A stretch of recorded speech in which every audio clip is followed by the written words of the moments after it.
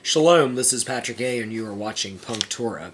I've been getting some interesting emails from the Hasidic community, different parts of the Orthodox community, and even the conservative community saying that my views are heretical and that I don't understand the Torah, that I'm not a good Jew, that I'm not actually a Jew, whatever. So what I want to do is a little experiment.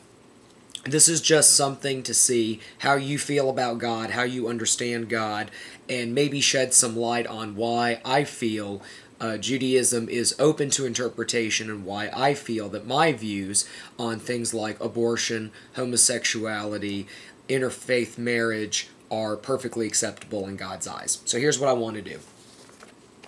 In front of me, I've got a straight line. I'm going to put this right in front of me so you can see it. A straight line. Nothing particularly fancy about it, just a straight line.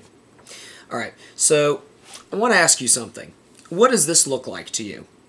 You know, it could be a number, the number 1. It could be a letter, the letter I. Let's turn it this way. What is it? It's the horizon.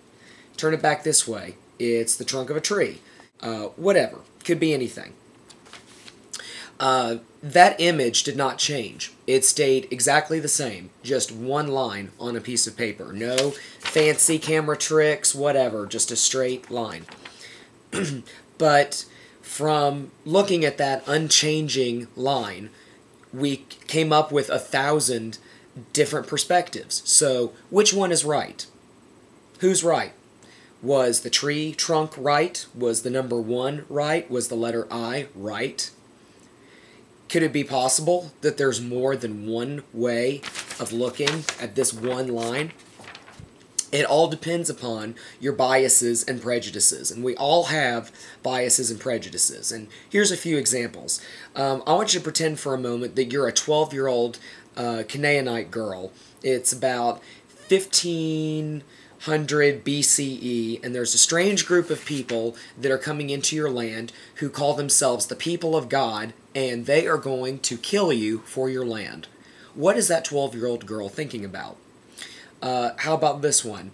You're a 20-year-old woman, and you have scales all over your body, and all over your clothes, and all over your house. And your community has decided that you need to be thrown out of town for weeks and weeks until you become holy again. What are your thoughts? Your answers are going to be based upon your biases and your prejudices. And what happens is that over time, our cultural experience changes our theology. In the 8th century BCE, the chosen people of God believed that they were impervious to threats. Basically, God had like an astro dome over them and that nothing bad could happen to them. And what happened? The Assyrians invaded and conquered them. There was a change in theology.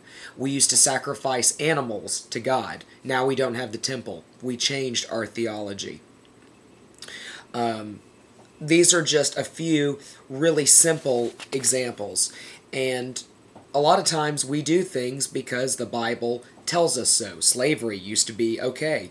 Women could be sex slaves in some case now. There were certain codes and things that said that wasn't okay, and we used words like concubine, but we really know what they were.